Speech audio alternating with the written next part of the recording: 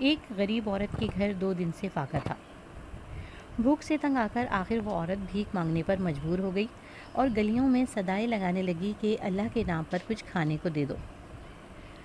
اس کی صدا ایک منکر خدا نے بھی سنی اور اس کو مذاق سوجھا۔ اس نے اپنے ملازم کو بلایا اور اس سے کہا کہ جاؤ اس غریب عورت کے گھر مہینے بھر کا راشن ڈال کر آؤ، اور اگر وہ پوچھے کہ یہ کس نے بھیجا ہے تو اس سے کہنا کہ یہ شیطان کی طرف سے تحفہ ہے۔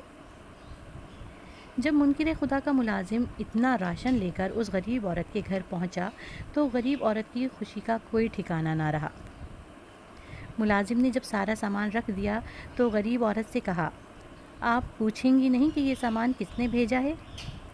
یہ سن کر اس غریب عورت نے جواب دیا، مجھے اس سے کوئی مطلب نہیں ہے کہ یہ کس نے بھیجا ہے، مگر مجھے اتنا معلوم ہے کہ جب میرے رب کا حکم ہوتا ہے تو شیطان بھی حکم کی تعمیل کرتا ہے۔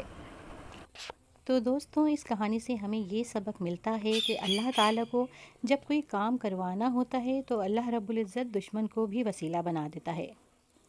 دوستوں، ویڈیو کو لائک کیجیے اور میرے چینل کو سبسکرائب کیجیے۔